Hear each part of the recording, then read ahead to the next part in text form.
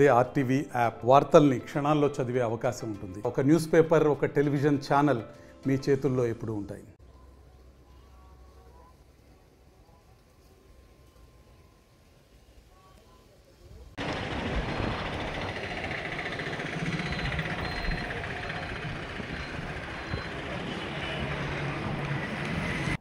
ప్రకాశం జిల్లా కేంద్రమైన ఒంగోలుకి ప్రధానంగా ఉన్నటువంటి సమస్య డ్రైనేజ్ వ్యవస్థ. అందులో ముఖ్యంగా డ్రైనేజ్ వ్యవస్థకు సంబంధించి 70% పైగా కూడా పోతురాజు కాలువ మీద ఆధారపడుతుంటుంది. వరదలు వచ్చిన సమయంలో కూడా ఈ పోతురాజు కాలువ మునిగిపోవడం దానికి ప్రధాన కారణం దీంట్లో ఏర్పడుతున్నటువంటి చెత్తా చెదారము అని చెప్పుకోవచ్చు. ఎందుకంటే అధికారులు గతంలో అనేక ప్రయత్నాలు చేసినప్పటికీ ఈ సమస్యను శాశ్వతంగా పరిష్కరించడానికైతే ఎటువంటి ప్రయత్నాలు చేయలేదు. కానీ ఇప్పుడు కూటమి ప్రభుత్వం ఏర్పడిన తర్వాత కూడా ఒంగోలు శాసనసభ్యులు దామచల్ల జనార్దన్ గారి ఆధ్వర్యంలో కూడా ఒంగోలు కమిషనర్ పూర్తిగా కూడా దీనిపై అయితే ప్రత్యేక దృష్టి పెట్టడం కూడా జరిగింది. ఇప్పుడు దానికి సంబంధించి పనులు అయితే జరుగుతున్నాయి. అసలు ఏం జరుగుతుందో చూద్దాం. ఇప్పుడు మనం విజువల్స్లోనే చూస్తున్నాం.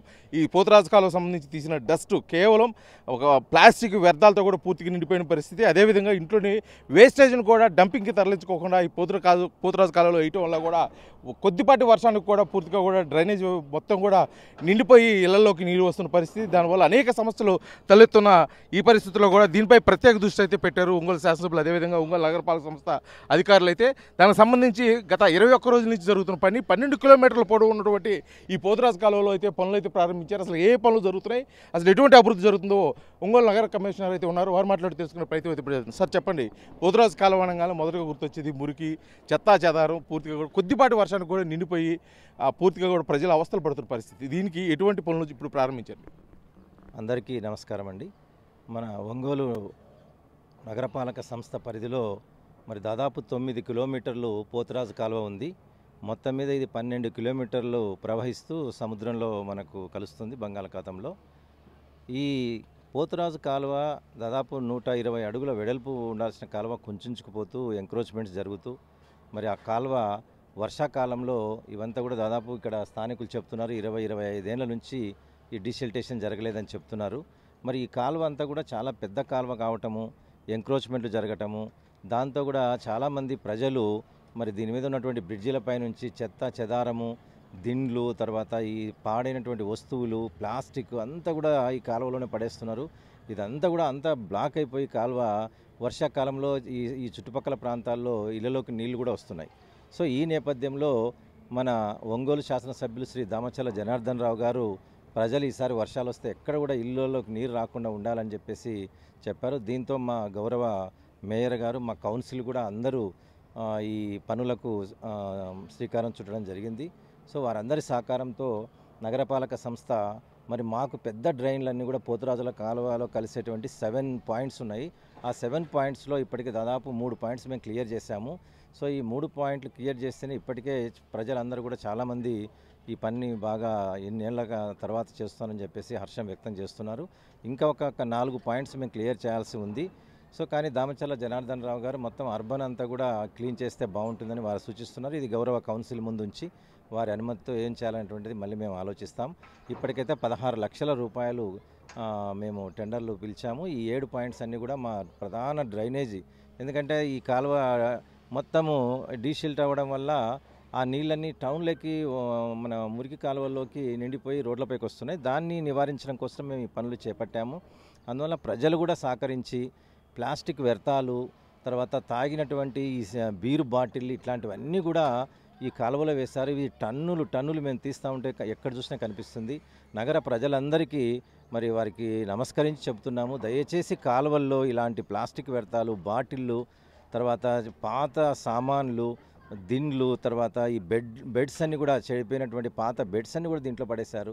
సో ఇది చాలా విచారకరం. ఇది దయచేసి ప్రజలు ఎవ్వరు కూడా ఇలా వేయకుండా మా మున్సిపల్ వెహికల్కి ఇస్తే మేము తీసుకెళ్ళి దాన్ని డిస్పోజ్ చేయడం జరుగుతుంది. కాబట్టి ప్రజలందరూ సహకరించాలని ఆర్టీవీ ద్వారా కోరుకుంటున్నాం. అదేవిధంగా సార్, ఒంగోలులో దీర్ఘకాలికంగా ఉన్న ఈ సమస్యని పరిష్కరించడం కోసం ఎప్పటికప్పుడు ఈ విధంగా పూడికి తీస్తూ పనులు చేస్తున్నారు.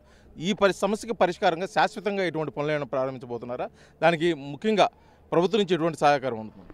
సో దీనికి అసెంబ్లీలో కూడా మన గౌరవ శాసనసభ్యుల వారు ఈ పోతురాజు కెనాల్ గతంలో 89 కోట్లకు 2014లో ఉన్నప్పుడు టెండర్లు పిలిచారు. మళ్ళీ తర్వాత మారిన ప్రభుత్వంలో కూడా దీన్ని తగ్గించి రివర్స్ టెండరింగ్లో టెండర్లు పిలిచారు. కానీ అది కేవలం ఒక 2 కిలోమీటర్లు మాత్రమే పనులు జరిగాయని చెప్పేసి చెప్తున్నారు.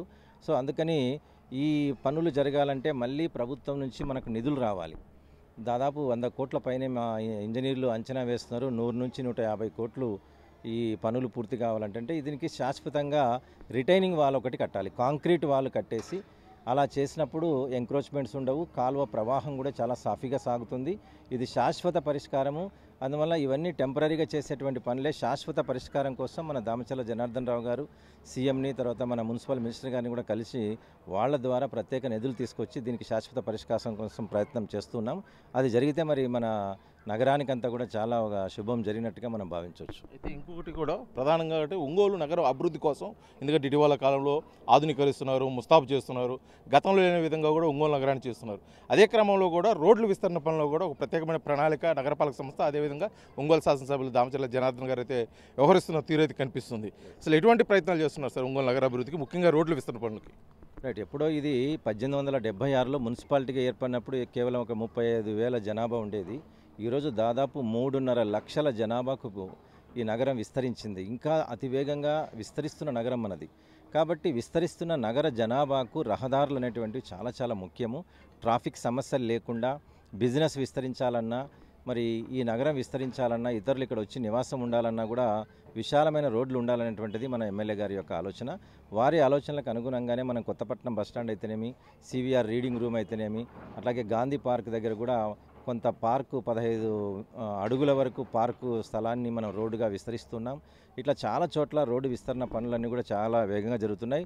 ట్రంక్ రోడ్డు కూడా ఎన్నో ఏళ్లుగా అపరిష్కృతంగా ఉన్న సమస్య. ఆ ట్రంక్ రోడ్డు కేవలం 40 అడుగులు మాత్రమే ఉంది. అది మాస్టర్ ప్లాన్లో 100 అడుగులు ఉంది. దాన్ని కూడా రీసెంట్గా ఆ స్థానికంగా ఉండేటువంటి వ్యాపారులతో కూడా ఒక సమావేశం నిర్వహించి వారి యొక్క అనుమతి తీసుకోవాలని చెప్పేసి వాళ్ళందరినీ కూడా కన్విన్స్ చేయడం జరిగింది. దానికి కూడా మరి చర్చలు జరుపుతున్నాము. చర్చల ద్వారా సానుకూలంగా వ్యాపారులందరూ కూడా 90% వ్యాపారులు ఇప్పుడు మాకు సహకరిస్తున్నారు. ఇక మిగిలిన వారితో కూడా ఎమ్మెల్యే గారు మాట్లాడి వాళ్ళందరి సహకారం తీసుకొని వారి అనుకూలంగా వ్యాపారాలు దెబ్బతినకుండా నగర ప్రజలకు రహదారుల విస్తరణ చేయాలనేటువంటి సంకల్పంతో ముందుకెళ్తున్నాం.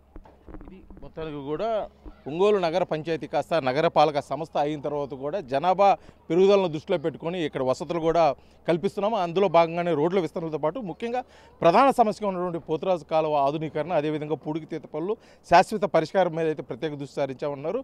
దీనికి అధికారులు, అదేవిధంగా పాలకులు సహకారంతో పాటు కూడా నగర ప్రజలైతే ఎంతో సహకరించాల్సిన అవసరం అయితే ఎంతో ఉందని చెప్పేసి కూడా నగర కమిషనర్ తెలుస్తున్నారు. దానికి ప్రధాన కారణంగా ప్లాస్టిక్ వ్యర్థాలు, అదేవిధంగా ప్లాస్టిక్ వాడకము, చెత్తా చెదారం తీసుకొచ్చి నేరుగా కాలువలో వేయటం వల్ల కూడా ఈ సమస్య జటిలమవుతుందని చెప్తున్నారు. ఇటువంటివి ఏమైనా ఉంటే నగరపాలక సంస్థ శానిటేషన్ సిబ్బందికి అందిస్తే వారు నేరుగా తీసుకెళ్లి దాన్ని డీకంపోజ్ చేస్తారు. కాబట్టి ఇటువంటి ప్లాస్టిక్ వ్యర్థాలు కానీ, ఇటువంటి చెత్తా చెదారం కానీ నేరుగా కాలువలో వేయొద్దు అని చెప్పేసి కూడా నగర ప్రజలకు విజ్ఞప్తి చేస్తే, అదేవిధంగా కూడా ప్రజలు కూడా ఈ అభివృద్ధిలో ఎంతైనా సహకరించాల్సిన అవసరం అయితే ఎంతైనా ఉందని చెప్పేసి కూడా కోరుకుంటూ వీడియో జర్నలిస్ట్ లక్ష్మణ్తో శ్రీనివాస్, RTV ఒంగోలు, ప్రకాశం జిల్లా.